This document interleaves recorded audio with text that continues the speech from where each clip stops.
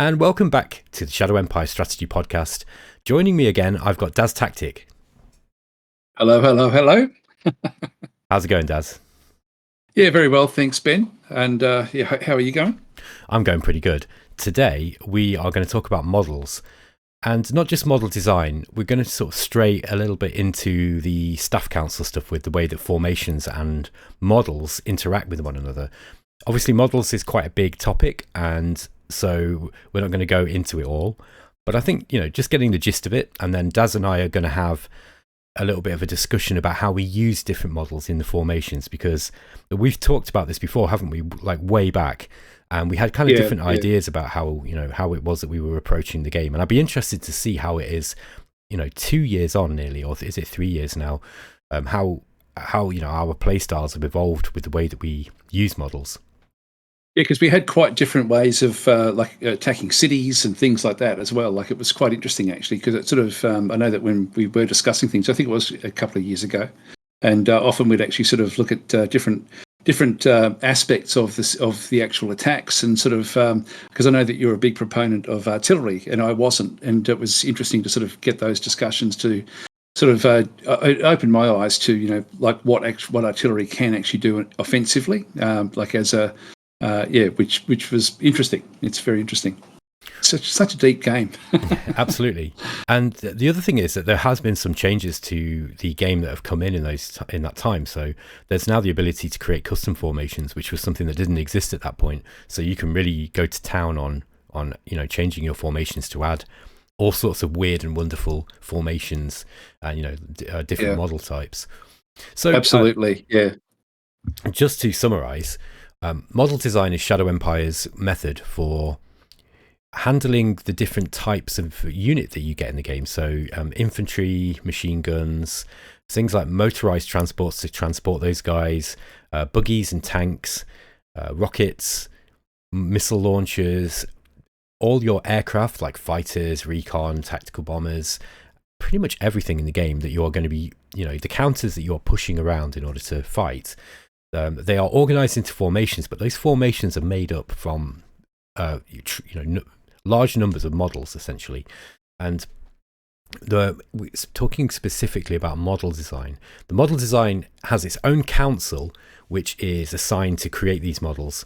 And the player is then tasked with putting these models together. Does that sound about right, Daz? Yeah, it is actually. And actually, while you're talking, I was just sort of thinking, actually, what makes this so different to a lot of other war games and even Vic's earlier games was that quite often what you would have to do is actually put together like the formation, but based on and then you'd have to put the different like the actual hard artillery or the actual componentry together to create like a formation, and it became extremely difficult and extremely complex. So you'd actually have, like, for example, I don't know if you've ever played the game, which wasn't one of Vic's, Total. It's sort of like a war game engine, but it essentially you put in different components, mix them all in, and it became such a mess trying to just conceptually try to understand how it actually did work. And I think what Vic has done brilliantly with this game, even though it's a complex game, by putting things into models, it basically combines the different sorts of equipment in a meaningful way, and then so instead of combining all the equipment to create a formation, you're creating the models to which have got the equipment inside them already so it's conceptually much more easy to understand. And then, of course, the combat is then sort of worked around that. So it's an incredibly deep system, but it's it's a deep system in the way that it works, but it doesn't have to be conceptually a deep system, if that makes sense. Yes, I think there's a low time cost for the player, but the amount of effort that you put into it, like the more you put into it, the more you'll get out of it, really. So, for example, if you're looking at like a standard buggy design, really, it's not like something like Master of Orion where you've got a ship chassis and then you've got to put different types of guns on it, different types of engines. You change the hull size, and that's quite a complex system compared to this. This is quite simple. Really, you just get a chassis, so in this case a buggy, and then you have like a gun type, armor size, and then an engine size, and that is it. That's all you get. But Yeah. So that's the limit of the player interaction with regards to the management of what you've got to do with the system. What the genius of this system actually is that there's a lot of RNG involved, and there's a lot of statistics. So each model has a lot of different statistics, and most of them kind of run under the hood, and you don't need to see them really if you're not that bothered about the system. Just like so many things in Shadow Empire, much of the system is kind of optional unless you're playing on multiplayer or very hard difficulty settings. But there's this design log, so you can actually go into the design log and see all these different model stats that come up, and there are hundreds of them. It's like that's what I mean. Like previously, you would actually be putting all of that into a formation. You'd actually be combining all of those different bits and pieces to then get a result for the formation. Whereas by doing it into these little models, it means that you actually end up with these component pieces that you then slot in, and so it becomes conceptually so much easier to actually understand. And if you're the kind of person like me who likes interacting with indirect kind of mechanics, it's really, really good fun, because the game makes a bunch of dice rolls, and that will be determined by your model design council, whoever is in the model design council, and his skill rolls for making the model. And then you've got essentially, I'm going to go into this too deeply, but you've got like a structural design and then a base design. So the higher the structural design, this is kind of like the quality of the overall, the blueprint, how good the blueprint is. And then for each blueprint that you print out of this particular model, you can iterate on that afterwards. So the better the structural design, the better the base design will be. And the better the base design will be, then the better the other individual components tend to be. And also, each one of these models will gain field testing points as they're used in combat, particularly as they start taking hits, but as they also fight too, as they attack other units too. And that field testing point is used when you come to create a new iteration of that specific model, which means that it encourages the player to use these things in combat. You can just sort of like, have a buggy that you never use and just keep redesigning it, but it's incredibly inefficient in bureaucratic points to do that. So it's a really, really clever system. This is yet another one of these systems where I'm going to gush again. It's another one of these systems in Shadow Empire where the game design shows a certain kind of genius flair, I think, where the developer is encouraging the player to use these things rather than just sit there and just kind of turtle up and just re-roll their models over and over again. And the way that the randomization works in it is actually, it's weighted so that there are diminishing returns for continually re-rolling them, because you roll a random number, but it has to get over the original numbers. So like, for example, if you rolled a low engine design number in the first model, you might have got like 80 or something, which is quite low. If you re-roll that model, then you've got a fair chance that you're going to get a higher value on that engine. But if you've already got 120 and you're redesigning it without any field testing, the chances of you getting like 121 is incredibly low. So it's so cool, because it really encourages the player to use these things in combat. Yeah, and I guess just to put that into context for people who don't know about the structural design componentry, it is a random number between 70 and 130. So with the 100 being, of course, the average. So when Ben's talking about 80, he's talking about something that's very, very close to the 70 end of the scale, and 120 is much closer to the high end of the scale. So what you want is things high. Actually, Ben, do you actually have a number that you have in your head as to when you would like to be re-rolling things, like in structure? Because the structural design doesn't change. That sort of stays with you the whole time if you keep that particular model or class of whatever you decide to build. And you can, of course, just build exactly the same thing and then just have it as a re-roll to try to get a better structural element. It costs you then a lot more points to sort of then go and be able to actually go and do that one. But do you actually have a number where you will stick with a design, or does that change during the game for you? It depends on the map. So if I'm playing a kind of friendly map where I'm expecting lots of bureaucratic points, lots of population, and just a little bit more room to maneuver, then I would say I'm more likely to get I'm going to be more discerning. Okay, so let's say I get a model that's important. I'm playing on a Seth planet, like a desert planet, and there's not many mountains, so I'm going to be using lots of tanks. In that case, my light and medium tanks are going to be really important.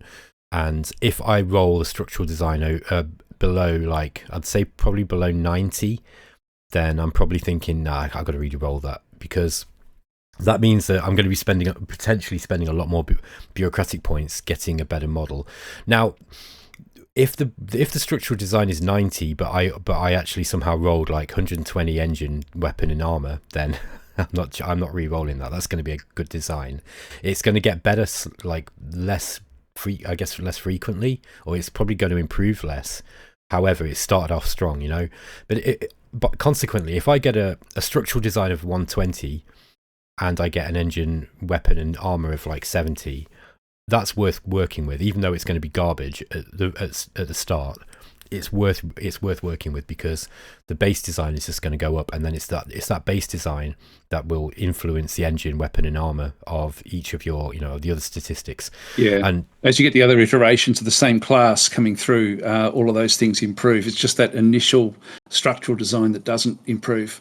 Yes. So so I tend not even to look at the others, to be honest. I just look at structural design, and my figures around about. I will accept 95 and around 95, but I will try to. I'll look like if it's between say 90 and 95, I'll come back and actually try to re-roll that at some point in the future.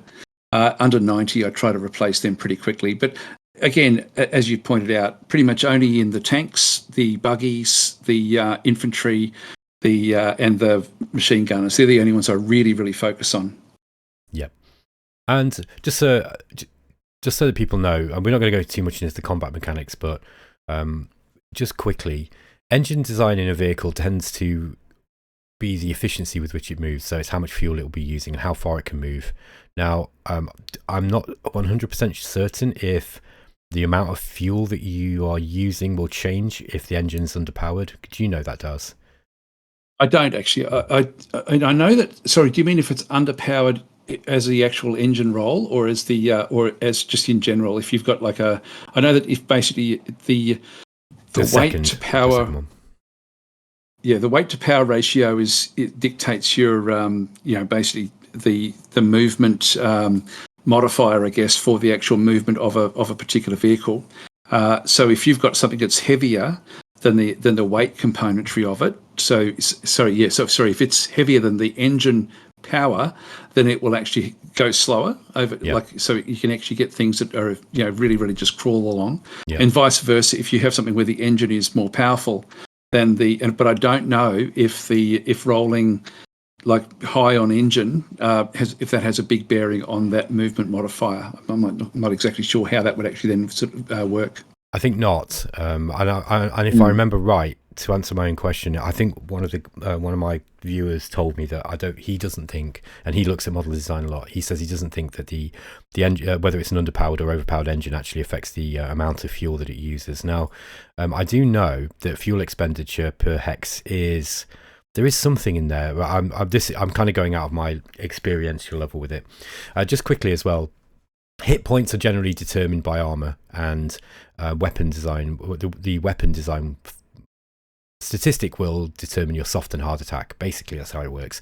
We'll talk about combat in another episode, and that's going to be quite an interesting episode because there's a lot to talk about. But just with regards to how these combat stats affect combat, generally speaking, you want higher numbers, and the higher hit points that you get with a tank, for example, the better it's going to be in surviving being hit back. And obviously the higher attack values it has, the more likely it is to roll higher than somebody else's hit points and be able to damage them and cause hits and kills. So model design is really, really important. It's also a system where if you're a beginner, you can kind of mostly ignore it. I think you eventually though you will want to come in and start figuring out how to improve your models in a consistent way. So it's worth knowing that if you start a game and let's say you are playing on a very hostile planet where you're surrounded with slavers right at the start, or like you're an aggressive major and you're expecting an early war, And then you, like in this game that I'm just looking at now, where I've rolled a grunt model, an infantry model, and it's got a weapon design of 58 off the bat. You know that's just not going to work. Okay, your soft attack is going to be so low that you're not even going to be able to kill the basic nomads that are kind of roaming around. So it's you've got to kind of know, you've got to start engaging with it at some point. But I can't think in the early game it's something that you can kind of ignore. But I didn't understand Shadow Empire's model design until I watched DasTactic's video, because Daz's video on that was really, really good. And so anybody who is struggling with model design, go and watch Daz's video. I'm going to plug that for him because thanks for that. Yeah, because I think that it really goes into the weeds of kind of exactly how it works, how the structural design affects the base design, how the base design is then the kind of base for the weapons and the armor and the fuel tanks and everything else. Yeah, and look, it is one of those sort of things, and I guess now that one of the things that we're both quite excited about is the new blueprint section in the management tab that's just come into Shadow Empire, which makes the actual model design itself so much easier. And I think I wish that had been there right from the start, because I think that actually really does show so much about. There's a few little things that I would love to see in there. But overall, it's just incredible what it actually does add into the overall, like for players to be able to just sort of mash something together and have a quick look to see what it's going to potentially do is just incredible. Like, so a lot of the guesswork goes out of the game with that. Yes. So to put it into perspective, the original system was a series of individual pages where you'd get the report saying, okay, which model do you want to choose? And then you pick you pick your buggy, and then it says, okay, what gun do you want on it? And then you hit the type of button, you hit the button for the type of gun you want, then you hit next page. And it was with a 3-component model, quite simple, wasn't a big problem. And it was quite thematic with the rest of the report system that the game uses. And I quite liked it. I thought it was cool. The problem came in when the developer included aircraft, which have got many components. So an aircraft will have, let's say, okay, so like a buggy will have like two components pretty much, or 3 components I think it is, whereas an infantry model will have 2 components. So that was quite simple. But when you've got like a helicopter, you've got 1, 2, 3, 4, 5, 6, and then an aircraft can potentially be even more, like 1, 2, 3, 4, 5, 6, 7. So you've got like the type of aircraft, the engine, the wingspan, the fuel, the air-to-air weapons, the air-to-ground weapons, and the cargo space. And all of those things affect multiple variables. And so it became this... And also, the game does have documentation for how it works, but it's not particularly detailed documentation to tell you exactly what you need to do in order to get, the correct takeoff speed, the correct ground speed for it to be a viable model. How do I make a fighter that is going to be good at the job that it needs to be doing while still being able to move a certain amount of hexes? This became a horrendous guessing game to the point where I just kind of stopped doing it. And I think you probably stopped doing it as well, didn't you, Daz?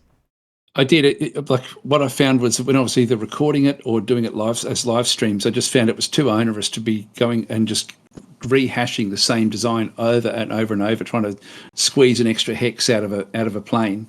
Because it would take 20 minutes just to design a plane, and it was super frustrating because a lot of it was not very intuitive. Like as you say, sort of like things like the wingspan, like what difference will that make? If you put a stronger engine in with a shorter wingspan, it does all sorts of different things for the game.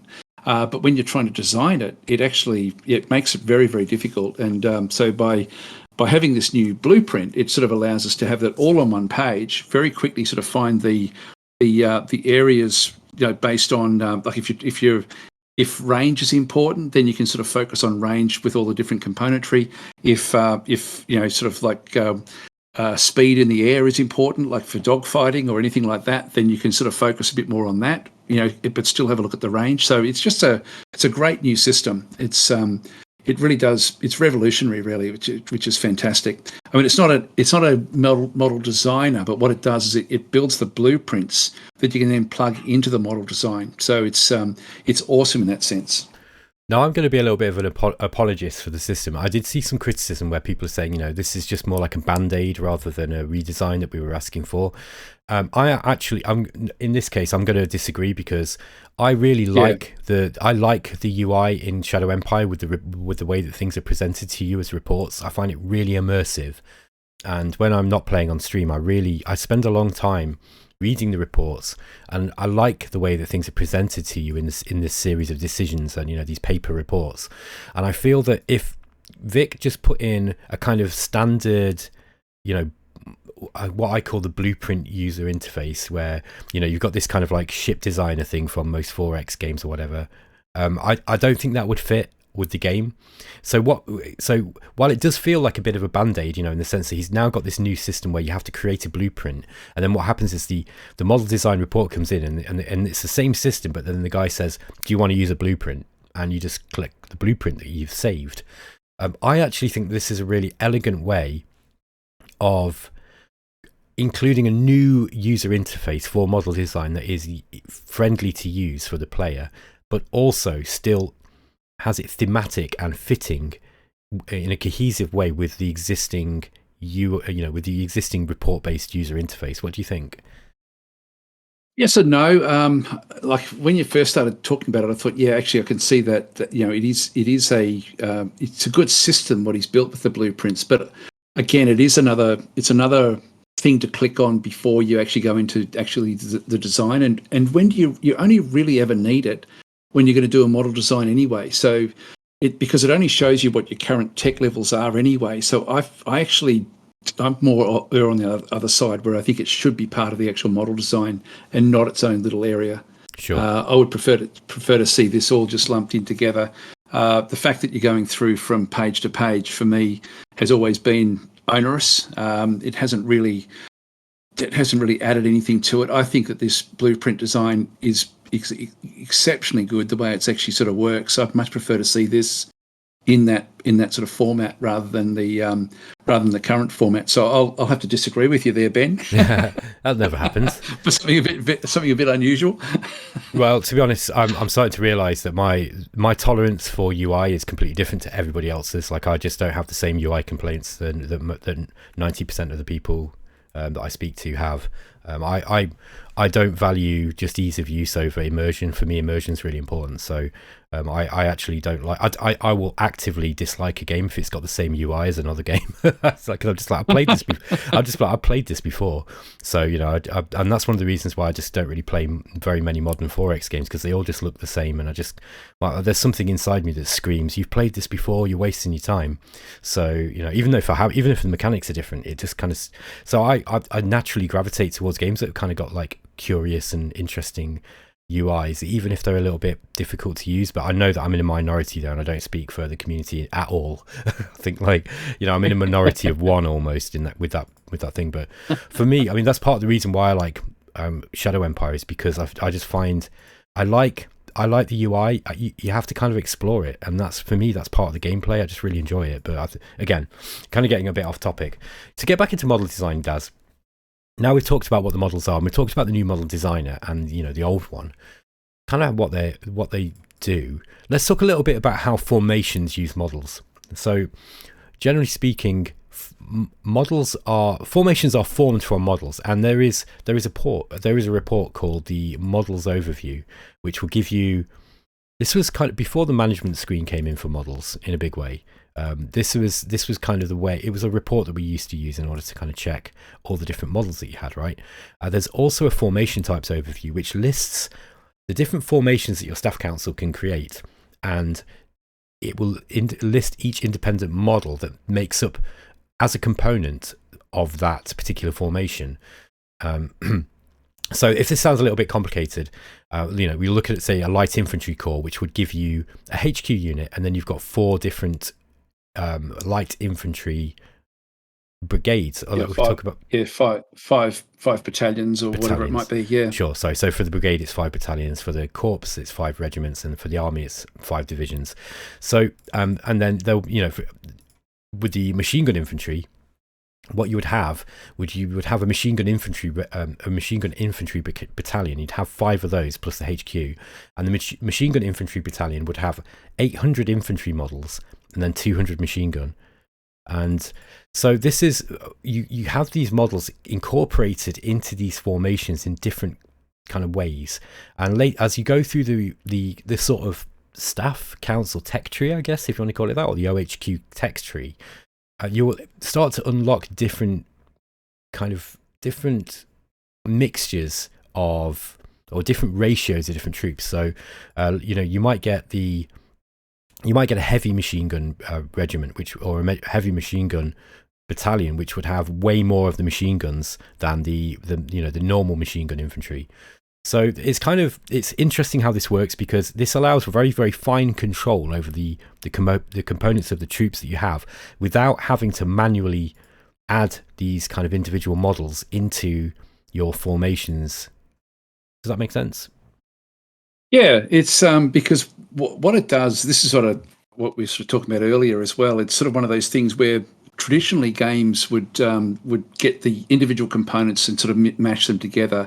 Now you're actually mashing them together into these, inside the battalion, you've got these different sorts of individual components of the models that you've designed. And so that it does actually sort of then add a lot of complexity for the game to figure out how things actually sort of work mechanically or through combat.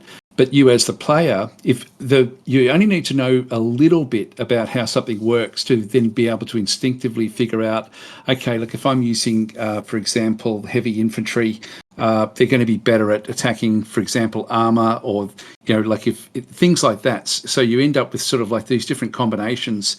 As you sort of go up through the tech trees, there might be something where you've got infantry combined with armor as well. So they're going to be much more of almost like a mechanized assault force. So they're going to be much better on the actual attack. So this is where the combination of what the models can actually then bring just adds an enormous amount to the fun of the game. I think that's, for me anyway. I really like that aspect of the game. I think you do too, don't you, Ben? I mean, it's just that's something you quite enjoy as well. Just the what the game actually does bring in that sort of regard. Yes, because each of those models are going to do different things, and you are remember that the models are a way for you to interact with the enemy in combat, and also a way to interact with the terrain. So different models will work better in different terrains. There's a whole bunch of statistics, including their movement, the way that they attack and defend, which affects their kind of relative attack power or hit points, or their defense, or the kind of power that they have to resist attacks. There's all sorts of stuff. Their action point costs when they're moving, all sorts of things. So you can really get into the weeds of the combat system, and this is how you engage with the combat system in a nuanced way. It's one of the ways, by really kind of mixing and matching these different formation types. And so we won't talk about which models are best, because that's probably a talk for another day. But there are some models work better in certain terrains, some models work better in others.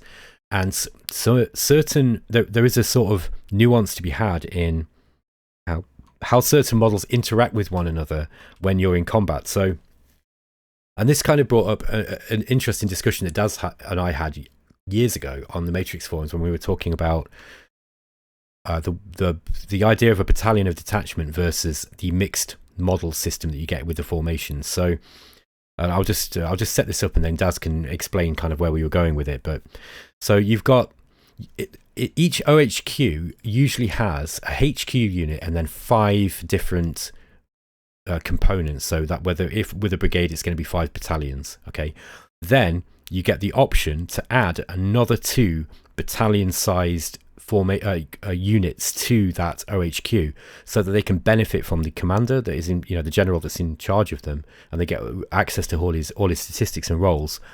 But then, so for example, you could have a light infantry brigade with 5 light infantry battalions, but then you could add like a buggy unit and an artillery unit, an artillery battalion and a buggy battalion, for example.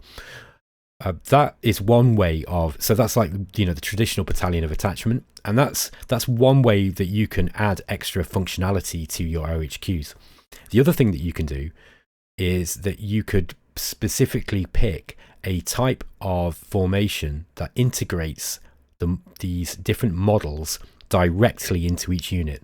So the example that Daz and I were talking about was the siege infantry, which is an infantry model. It's a machine gun infantry model, I think, or sorry, a machine gun infantry type of unit, but then it's also got some artillery.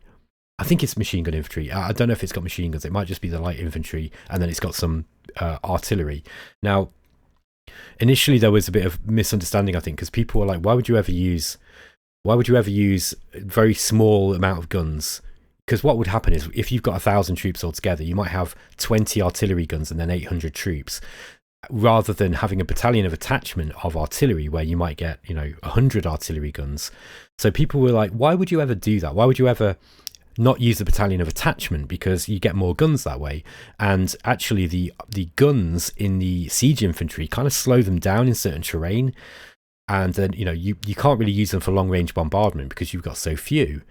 But I think that the system's a bit more nuanced than that, and you have to understand that the way that artillery works is that they can attack in the first few combat rounds, for example, which infantry can't do. So they actually give the infantry some covering fire as they go in, and they tend to get hits for the infantry troops as they are closing in those first 3 rounds where they can't attack. And that's traditionally where things like other artillery or tanks will tend to wreck them, because as they're coming in, they can't actually make any attacks back.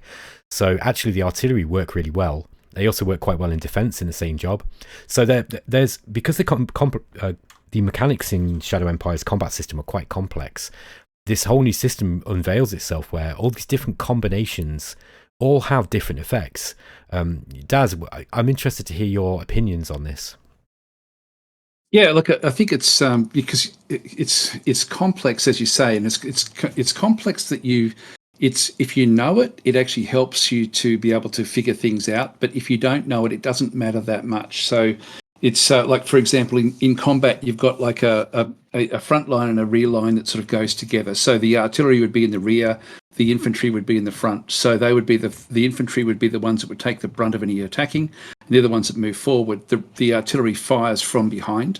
And in the game, when you're actually looking at in detail at combat, and again, you tend not to, but if you do look at the detail, there's a breakthrough component for different forces. Like there's 2 rounds where they close the gap, and those first 2 rounds, whoever's got the best recon will be able to do the most damage in that particular phase. And then once you get past that phase, you then are slogging it out until you start to make breakthroughs. Once the breakthrough occurs, that means that your forces have broken through the line, or opposite, and you can then start to do more damage, and you can then start to engage with those rear forces. And so when you do actually have a mix of different sorts of components within the actual models themselves, it can be really quite, it can be very powerful, just having that little bit of knowledge about what sits where, how they operate. For example, one thing that I like to do in games is to once I don't tend to. Okay, let's go back to the start. If I've got, like, because of the 2 different types of doing it, you can either customize the existing formations and add componentry within each formation. So I like to do that if I'm looking defensively. So I tend to put, for example, infantry. I like to have infantry, machine gun infantry together, and I like to mix in 1 or 2 anti-tank guns. So that for me is my ideal defense. So I've got like a lot of machine guns, a lot of infantry, and a handful of anti-tank guns, and they work very, very well on defense. If I'm using tanks, so if I'm actually getting a tank force, what I like to do is have like all 5 of the actual componentry as specialized anti-infantry components, and then I like to add in 2 heavier tank groups to the actual formation. So we end up with the 7 formations rather than the 5 formations, but it's very specialized. So I don't mix and match the infantry and the armored style of attacking. I keep them separate so I can then maneuver the tank. So I tend to use both, but in different sorts of ways. Do you do the same sort of thing, Ben? I do, yes, and I think that's really, really cool, because the 2 systems complement each other really well. So that was a really great example that Daz was just giving us of, like one application. I'll give you another one that I've seen. So when I was playing a multiplayer game, in fact, this is a bit of a spoiler, but I'm playing a multiplayer game at the moment, and one of my opponents, we were fighting over a very, very thick mountain range, and we were about to engage, and I noticed that before the war started, he had created a new formation where he had a machine gun infantry, a standard machine gun infantry battalion, but then he'd started adding walkers to it as well, and very, very heavy walkers as well, and he called it something really cool like mountain defense, or mountaineers or something. I really liked it. And so he had these he'd created this custom formation, and they were going to be very, very tough to kill, because walkers are incredibly good in mountainous terrain. They're really, really, they'll devastate any tanks that are foolish enough to be fighting in that kind of terrain. They are just really, really good, right? And so that's one thing you can do. You can kind of customize the formations with this new customization, with a new customized formation thing. However, like, as Daz has said, there are certain times when you would rather just have an independent, say, an independent heavy tank unit, or regiment or battalion, and you might attach it to one OHQ for one job, and then, let's say you're attaching it to some infantry because they've got to make an attack. You might attach the heavy tanks to them for that one attack, so they can gain access to the OHQ's abilities and to help in that particular job. But then you might need them on the other side of the map, so you can then detach them. Now, you can't easily do that using the mixed formation types. That's not easy to do. You can kind of do it, but it's very complex. You got to do all sorts of reshuffling. It's not designed to mix and match like that, is it? No, it's not. Like, it's not designed like within the custom formation types. So when we're talking about custom formation types, we're talking about mixing within the actual individual battalion or regiment. Like, we're actually adding componentry to that very, very specific core unit. Yeah. Whereas when we're talking about adding to the actual formation itself, we're talking about adding self-contained regiments into those battalions. And you got up to 2 that you can add into any particular operational group. So you get, it's much easier to detach those extra 2 components away from the core group and then reattach them somewhere else if you need to. And that's kind of how it works in real life, I think. You have these Battalion of Detachments. So, an artillery, you'd have an artillery battalion, or an artillery, I forget what they're called now in artillery, but you have an artillery battalion, and they would attach that to a specific formation, to another brigade for a specific job. And then, then they would be sent somewhere else for another specific job. And I think that's not only is it realistic, but it's also just really flexible, like I say, because you can just move these units. You can have like an elite unit that you've got, like an elite tank unit that you might want to use in one attack, and then you might want to later on attach it to a different formation for a different job. And that, to actually do that with the other system is actually very, very difficult. It's not designed to do that. You'd have to send the models back to the OHQ or something, back to the SHQ, and then kind of make a new formation or something. I can't even imagine how you do that. It'd be difficult. So there are 2 different there's 2 different systems for 2 different jobs essentially, and I think that you have to start thinking very carefully about the jobs that you want your forces to do. So, like my friend, where he was making the mountaineer, formation, where those defensive units were pretty much there to do one job, which was to slowly advance through mountains and clear stuff out and defend from any counterattack. But once they got into open terrain, they would be kind of vulnerable to tanks. So even with the walkers there defending, they would still be quite vulnerable to heavy tanks and that kind of thing. So at that point, that formation, those models are kind of they're stuck. They are. Not the models, but those kind of formations. You can control the mountains, but you can't go beyond. Yeah, exactly right. There would be of less efficient use. Their value would be less once they've kind of finished that particular job. So I think that Shadow Empire is really interesting in that it gives you many tools, and it doesn't really tell you what you have to do with them. It doesn't say this is what you do with this particular tool. It says here's a load of tools, now go play. And I think that's wonderful, because I've had so much fun trying to figure out all these different ways to use these different models for different jobs. And because you've got this big tool set, it allows people to develop their own play style And I think that that's quite rare in war games, actually. I think that most war games don't. They're more exercises in counter pushing and, what strategy did you use that time? Like, did you go for... Yeah, you're right.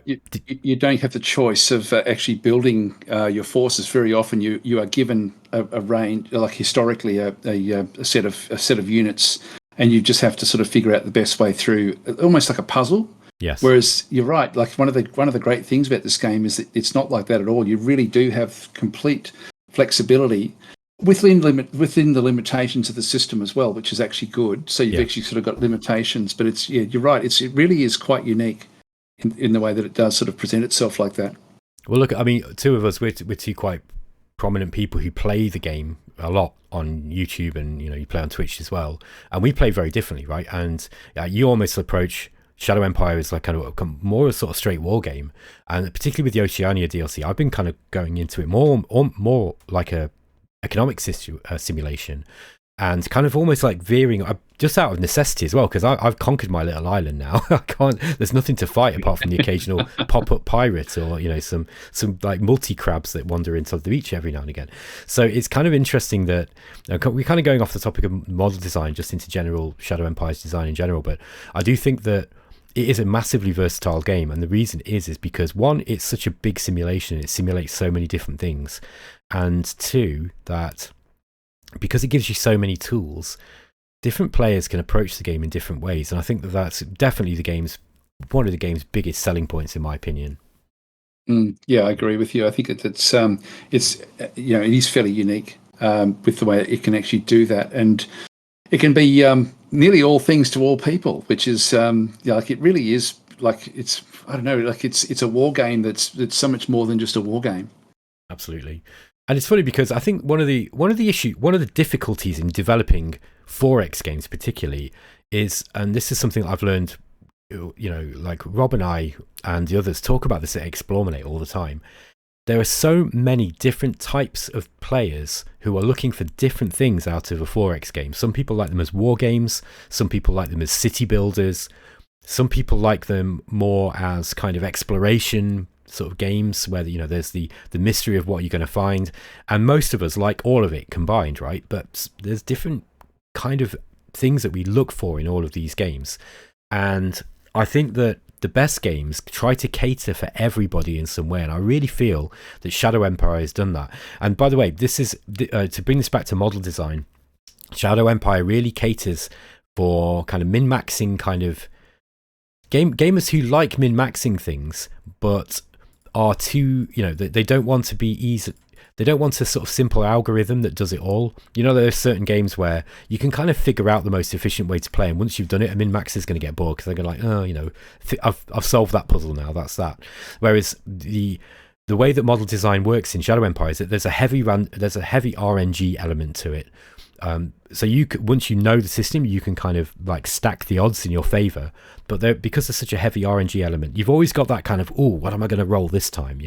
Like when you do you design a new model, you get that excitement of like, that model was really good, and you're like, oh no, I'm a bit disappointed because that model wasn't so good. Like you often see on my videos like, oh god, that infantry model's absolute garbage, and then in my comments I'll have people go, well, actually it's not that bad, look at it, and then I look at it again and go, well, actually, you know what, I was just looking at the weapon armor and firepower, but actually the structural design's 120, so you're quite right. Actually that's not a garbage model at all. With a little bit of training, these guys, this particular model could actually get really good, and it might see you right through to the end of the game.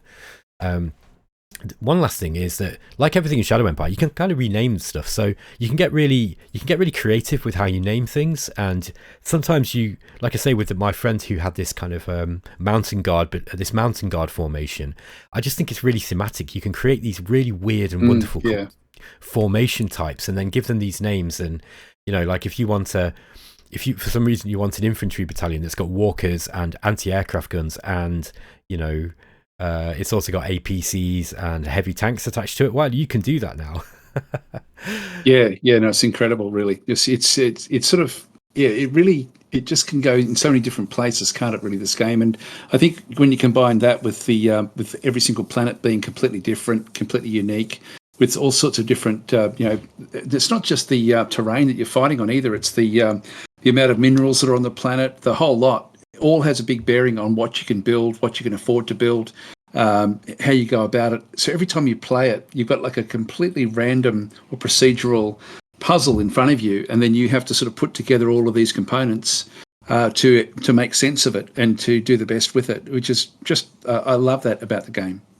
Yeah, and each planet will be different. Like I played on a planet where there was hardly any metal and hardly any population, so losing population was really, really bad. Like, because every time you lost people, you struggled to be able to replace them. You know, and I don't know if you know the history lesson called Outpost Planet. If you ever want a challenge, man, play that. That's really, really difficult because it's really hard to. You can't take any casualties because every time you take casualties, you've got to take people from your economy to replace them. But because your economy is so small, and so then your models become incredibly important. Like, you don't want to get into any wars until you've got, like, you know, combat armor on your infantry, because if you start losing infantry, it's bad news. So it's just such a deep and wonderful game. Daz, before we finish, I want to ask you, is there anything about model design you don't like, or that you think that should be added as a matter of necessity to, you know, to kind of make the game more fun, or, you know, more bearable? Oh, good question, Ben. Let me think about that. It's sort of one of these things where there's so much depth in the actual game itself. Like, I think more helpers would be good, but I mean, we're starting to get that things like the blueprint design. I mean, I've been just playing with it the whole time that we've been recording, to be honest, and I just love it. I just love what it does, and I think there's probably other things along that line. Like for example, I would love to see a system where you could actually put together two components and have them fight. So, for example, you know, putting, for example, a recon buggy up against an infantry group, and just see what actually does go on, and for the game to give you a bit of a report as to why it worked or didn't work. For example, there's a lot of things when you know the game, you know, for example, that small arm fire really struggles against any armor greater than 20 millimeters. So under 20 millimeters, it can do fairly well. So 5 millimeter armor is not really going to cut it. And at the start of the game, that tends to be what you've got on your buggies in particular. And so the buggies don't survive all that well initially against infantry. But as soon as you put 25 millimeter armor on it, then the small arm fire really struggles until they start to get their high level weaponry. And so I would love to have like just something where you can throw like any particular group that you've come across, like whether it be marauders or anything at all, against, you know, a component of yours, and just get some sort of combat calculation, I guess, back from how well you would do, because it doesn't tell you in the stats that if you've got 25 millimeter armor on a recon buggy, that you're going to do so much better, like against any infantry than if you've, you know, than not. So you've got to know that's what goes on with the actual armor, and it's things like that I think would be awesome in the future, to actually have those sort of little helpers, just so you can quickly throw together a design, throw it against an actual known enemy or a known entity, whether it be your own force or an enemy force, and just see what actually does happen. I think that would be great. Like a combat simulator. Yeah. Actually, that's what all of that. Yes. After saying all that, that's exactly what I meant. Yeah, I like that idea. I think that'd be cool. I think there would be some. Yeah. Like, you know, in Dominions, for example, when people play multiplayer, they actually use your arena mod and your arena map, and then they use that mod with the debug sensei, so that they can kind of they can actually try to recreate the battle that they're about to go into, so they can test it. And like, part of me thinks that's kind of cheating, but at the same time, it's just part of the game, right? And I think it's knowledge. It's understanding. It's understanding the parameters. Yes, you're quite right. It's not really cheating. But like, I think that I like that idea in Shadow Empire. I think maybe if you could have that locked behind a tech, like an early game tech, that might be kind of cool. You know, so like have like a sort of war simulation, or, you know, kind of war computers or something like this. That might be something. I don't know. See, something like that, I think should be open for everyone, because again, if you get a new player, they would then be able to learn so much faster rather than have to unlock it. Yeah. But the downside I could see to that would be maybe that in multiplayer games, it might make it, like I say, with Dominions, people sort of do it anyway, so you might not be able to stop people doing it anyway. But I think with maybe multiplayer, it might make it so that people they'll know the combat outcomes before they actually go into the battles, and maybe that might diminish from the game somewhat. I don't know. Maybe that could be an option that you could kind of turn on and off in multiplayer games, just maybe for people who don't want to kind of know the outcome of a battle sort of before they go into it. That said, there's so much random. Sorry. Yeah, when you think about battles, though, and I know that we're going way off topic here, but when you think about battles, like the actual individual components fighting each other is such a small number of the actual, like, of the calculation numbers. I mean, you've got the the angles that you're coming in at, the recon that you've got, the leaders that you've got, the terrain that you're in. All of those things actually have a big impact. And so I think it would be good just to know the basics, what does well against what. But you've still then got, like, even the different postures that the different forces can actually have. So there's so much that goes into the final calculation anyway. Yes. For me, I think it would still just be, it would be good to know, like, for example, when you first start playing a game, you probably don't even really know that machine guns are great if you don't attack with them. If you just sit back and defend, they're so much more powerful than if you go on the attack. And so it's one of those sorts of things where new people that come into the game wouldn't actually know that, and so that sort of combat simulator would actually just allow them to learn that very, very quickly. That's not my experience with machine guns at all. I think they're garbage in attack. They just die in drones. Yeah, no, they're terrible in attack, but in defence they're incredible. Oh yes, they are. Sorry, of course. When you're talking about this combat simulator, I was kind of thinking, you could set up this detail thing like, okay, I'm attacking into forest, I'm attacking over a river. Yeah. Are you talking just more you just throw the model against the other model and okay? No, I think you'd have to allow for terrain. You'd have to have it almost as a mini combat simulator, but just just in simple terms, just so, and more so that you actually can see what the likely sort of like, when you do a combat and then you go into the details and you look at just one unit versus one unit and just follow that through a few different rounds. That's the sort of thing I would like to see, is just to get the feedback of like what it does round by round as they sort of move in towards the attack. Yep. And sort of like, I know that you can sort of do that within the game if you do look at that, but again, hardly anyone actually looks at the detail. You see, we're veering into combat now, and I think we should leave this for another podcast, but I would quite like to see the details screen in combat remade so that actually you can see it all unfolding as the combat rounds go through. That'd be great. I could, rather than having to stop and then go through it. But and also I think the user interface there, that's the one part of the user interface in Shadow Empire I'm not that keen on, because I think it's kind of a little confusing, but that's beyond. I'm not UI. It should be saved. The combat should be saved in the logs. Yes. So because you don't have access to, you can't replay battles, and that for me is a big failing of the game. Yeah. I think there must be some data reasons for that, perhaps, but that would be something I would also quite like, because I think it would be great to be able to go, like, have a report on the battle, and even if it was just one of the reports in the report screen where it just when it said here's what happened in the battle, and then you can kind of just replay it, and you can go turn by turn and say this is what happened, because it might. I guess by the end of a long game, you're going to be getting huge game save files. That's the only problem. That's one problem I foresee with that. But it might be nice to be able to say save battle, and then you can save key battles so that you could actually go back. It should definitely be saved for one turn, and because at the moment, if you have a battle that occurs in your off turn, in between your turns, you don't get to see any of that. You don't get to see anything at all. You just get like a vague indication of what went on. You can't pick it apart. It should definitely be part of the previous turn and your current turn. So if you actually do an attack during your current turn, like how often do you do an attack in your current turn and then get out of the battle and go, I really wanted to see what X, Y, or Z was doing in that battle.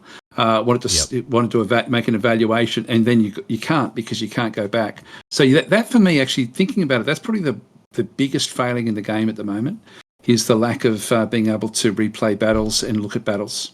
Yep, I think that, and this ties into model design as well. You don't know whether your model's actually any good or not until you watch it blow by blow, because it's you get some indication from when you're looking at the combat resolution. if you're looking at the details, the textual thing, like I know Tortuga does, then you don't really see which unit's hitting what.